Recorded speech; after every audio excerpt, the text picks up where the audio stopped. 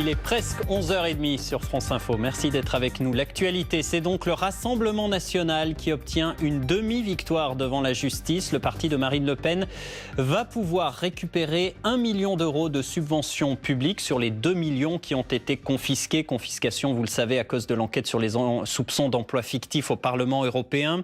Cette décision de la Cour d'appel, c'est une petite bouffée d'oxygène pour le RN dont les finances sont dans le rouge. Pour autant, le Rassemblement national va continuer de contester cette confiscation d'aides publiques. Le parti va désormais se pourvoir en cassation.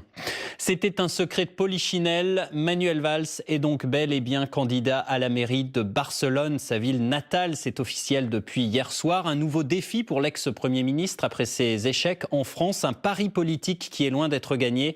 Manuel Valls va faire campagne contre les séparatistes catalans. Il va abandonner son poste de député à l'Assemblée.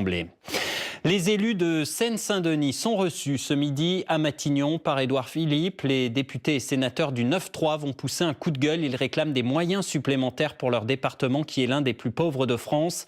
Les difficultés quotidiennes des habitants s'aggravent malgré les différents plans banlieue de ces dernières années. L'actualité, c'est également l'Aquarius qui met donc le cap vers Malte. Les 58 migrants secourus par le bateau humanitaire en mer Méditerranée vont retrouver la terre ferme, mais ce ne sera pas avant plusieurs jours.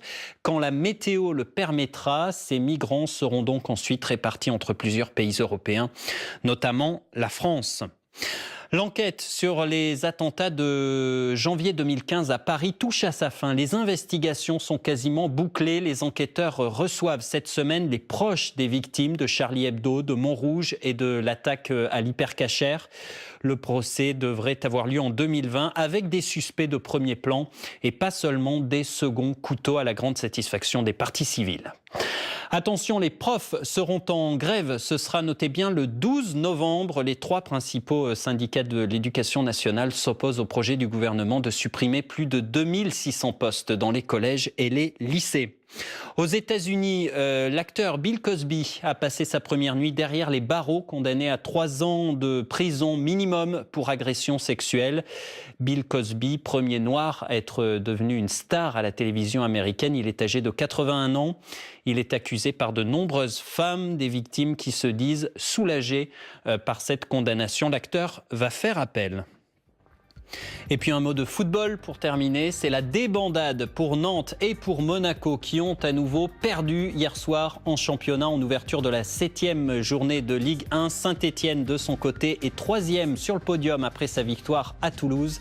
Les autres matchs de cette 7e journée auront lieu ce soir. Restez avec nous sur France Info, on retrouve tout de suite Jamel Massi.